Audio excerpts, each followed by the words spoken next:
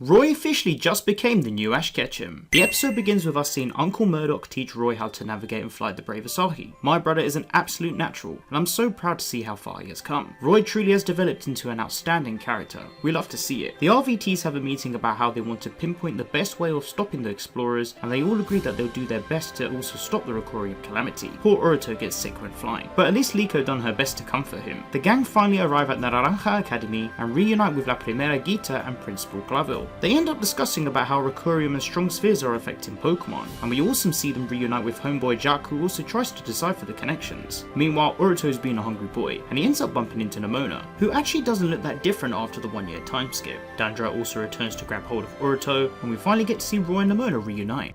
This was such a wholesome moment. We can clearly see how both of these guys have been training hard for their inevitable battle, alongside supporting one another. The battle actually starts off really well, and I initially thought Nemona was going to thrash Roy. Oh yeah, it was nice to see Dot and Penny meet up again. It's always great to see geeks and introverts work together to try and pinpoint the Rakurium signs. Now as for the battle, it's a little bit of a 50-50, I can't lie. Don't get me wrong, Roy was murking it, and I'm glad he won. He actually showed a lot of similarities to Ash in this battle, using the opponent's moves to his advantage, and planning strategic hits to help him secure the win. Of course, Mega Evolution all the way, bro. But then again, Nemona is a champion ranked trainer. I thought she would have at least given Roy a pinch or something. But then again, Roy has had a lot of development up to this point, so yeah. Bro got his W, I guess. I'm really happy for him. He's a good you. But then we see Penny challenge Dot to a double battle as well, and this is setting up next week's episode. This is where I think something special is going to happen. Penny reveals her Flareon and Sylveon. The episode concludes with us seeing the return of Zerk and Konya as they continue on their quest to find Amethio. Well, this episode wasn't so bad after all. A nice way to bring back some old characters, and good on Roy for finally defeating Nemona.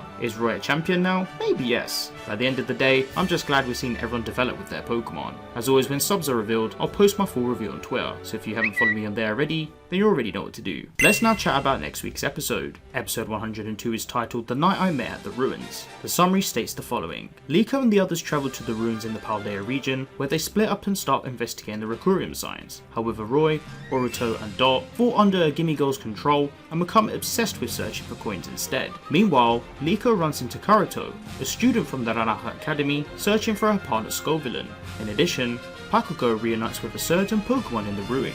Looking at the preview, we finally get to see Dot take on Penny in battle. The double battle will showcase Penny using Sylveon and Flareon, and this is definitely going to be an interesting one to see. Who's going to win though? Meanwhile, Gimmighoul would be hypnotising the rest of the gang to find coins at the ruins, and we'll also finally get to see the other character of the day from the opening, who appears to be the trainer of a Scovillain. But the big part from this episode will be Pakugo reuniting with an old friend, being the Charcadet shown in episode 57. Will this be a friendly reunion? Will Liko catch this Pokemon? We shall wait and see. I think this is going to be Liko's next capture though. It's been a while since we've seen her get a new capture on screen, and with Roy catching a shiny Lucario, I think it's time for Liko to get into the spotlight and catch Charcadet. I think this would be a brilliant Pokemon for her. Seeing the bond that the Pokemon shares with Pakugo already says a lot. Plus, can you imagine if Liko got Armarouge and used it in battle against Spinal in the final clash? Teaming up with Amethio Ceruledge? I think that would be sensational, rude boy. Maybe Amethio can also teach Liko on how to evolve the Pokemon, and we can even see some friendly sparring between the two forms. Okay, come on now, let's admit it. Roy is pretty much the new Ash Ketchum. He's got a Pikachu, he's got the cool young boy swag, he's got the Lucario, and he's definitely got the amazing character as well. After seeing how Roy battled today, it clearly shows that he's developed into a strong,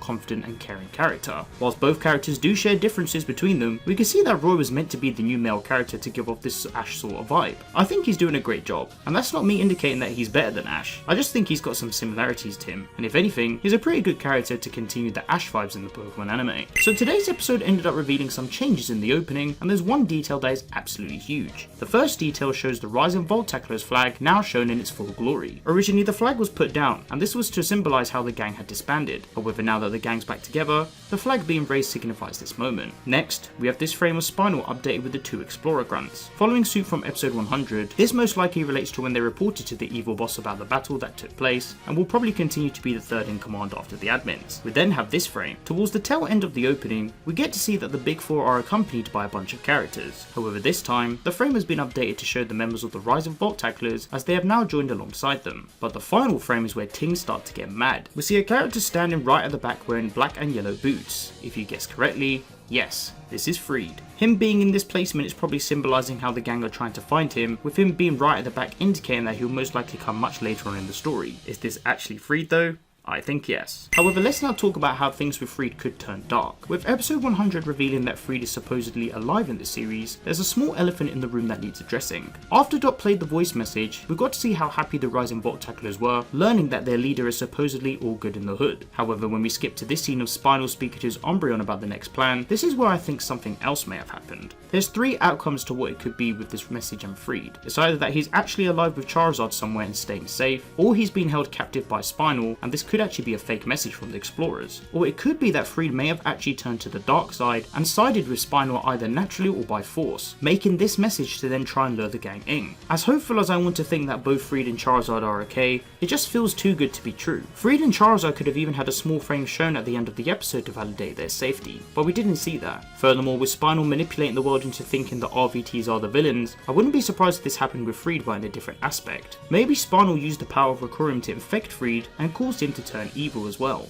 This could actually be an insane plot twist. Imagine if the RVTs have to battle Friede to try and make him come back to his senses. Maybe this is where we also see Charizard use a Mega Evolution that is also powered by Rakurium. I don't know bro, part of me thinks Friede is actually okay and maybe with Amethio as well. But on the other hand, it's got me thinking that he could actually be controlled by the explorers, but time will tell for sure for what is true. So I think it's fair to say that Roy has done an exceptional job at being essentially the new Friede of the group. From the beginning of the new series, Roy has proven himself to be confident, caring, and showing off a lot of growth from his character. Even after the way he's so passionate about bringing back the Rising Volt tacklers together, living through Friede's words just shows how much of an impact Friede has had on him. Besides all of this intelligence, Roy's new design even has a few aesthetic details similar to Friede, alongside adopting Friede's partner Pokemon being Captain Pikachu. That's another thing as well. The way Pikachu has adapted to Roy and also shown to be loyal in battle speaks volumes. Cap definitely trusts Roy, and for the way it went through heartbreak after Friede left, it's brilliant to see him allow Roy to be his new guardian. Even Orla saw so much of Friede through Roy, and this is where many are starting to believe that he could become the next commander of the Rising Volt tacklers. He has a lot of characteristics and qualities just like Friede. Roy has always looked up to Friede, so I think he'll be the perfect fit to become the new leader of the gang. This guy is even flying the brave Asahi just like his big bro. Come on man, I can't wait to see these two characters reunite with one another.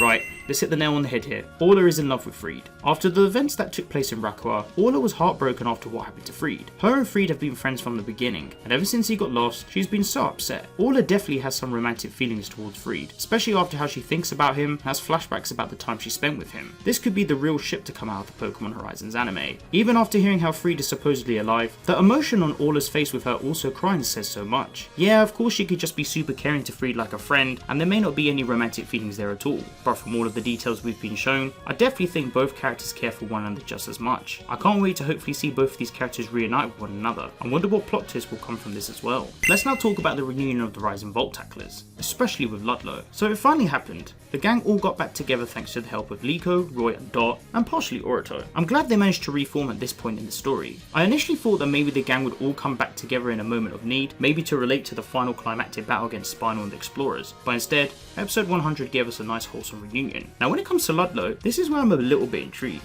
Ludlow has always been a mysterious character, keeping the persona of Mighty G away from his friends. But what was this guy doing during the 1 year time skip? Like, okay, of course he was alive and well, but where exactly was he? This guy just appeared out of nowhere, and whilst this is a standard anime thing that most animes do for surprise and suspense factor, it makes you wonder if this guy holds another secret yet to be explored. I'm watching you, Grandpa. Okay, so Mudock's Lycanroc has sparked a new topic of discussion due to the fact 1 minute it was Bolo, and the next it became Lean again, all in the space of 2 episodes. Personally, I think this was just an editing error that the writers forgot about. The alternative is that it could have been that during the moment of realization about wanting to reform the Rising Volt tacklers, maybe Mudock helped Lycanroc jump on this intense diet plan to actually help it go back to its usual body size. At the same time, I thought the doggo looked kinda cute in the chubby form, but oh well, we'll just have to wait and see if this ends up turning chubby again as well. We've seen Pokemon gain mass and then shed in the anime before, so it could be this was the same case with this Pokemon. Rakurium is something that continues to bring questions to the table. As shown in episode 100 during the battle with the Paldean Tauros, Rakurium seems to have other effects that make Pokemon attack without them actually having a move order from its trainer. We saw something similar before with the Stunfisk. The gang ends up discovering that Rakurium also improves a Pokemon's instincts, hence why the Tauros were just going straight all in attack. It also seems that Pokemon moves that emit light are the antidote for Rakurium infected Pokemon, which is very interesting, because we're only used to seeing Pakugo be the Pokemon that can cure Rakurium thanks to its power. I wonder what the other revelations are to be revealed from this. It makes you think that maybe Spinal is trying to force people and Pokemon to follow a linear aspect when it comes to strong spheres, but then again, people are slowly starting to learn about its true capabilities, so who knows. At the end of today's episode, we saw the return of Zerk and Konya again as they tried to commence their search for their beloved leader. Amethio has been missing for a while, and if I'm being honest, I don't want him to return just yet. I want him to be a big hype factor when he arrives and steals the show to not only show how much he has grown, but to also reintroduce his character as the anti-hero. To be fair, it could be that maybe even in next week's episode to correlate to the words of Knight in the title, and if Liko does catch Charcadet, then maybe he can later on down the line help her evolve the Pokemon. I can't wait to see Broski again though soon. Finally, we have this new merchandise set. For those of you that are unaware, Pokemon merchandise tends to be one of the most reliable pieces that hints towards leaked information and upcoming events in the Pokemon anime. We've already seen how reliable merchandise has been in relation to events shown so far, but today this Takara Tomy set has sparked some huge discussions. Straight off the bat,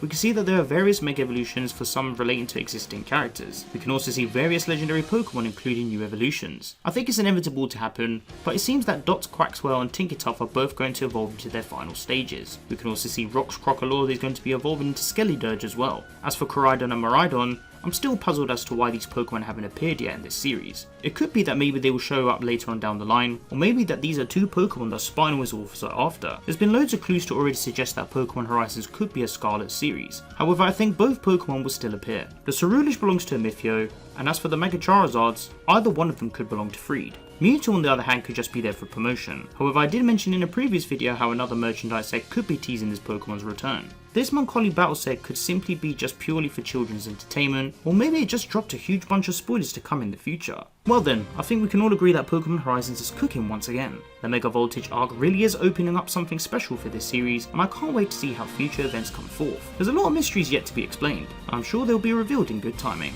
But yeah G, if you ain't watching this series then you may as well start, because it's really good with its new, fresh, mature and distinctive plot. Be sure to stay tuned, and as always, subscribe for more Pokemon Horizons coverage and Pokemon anime content.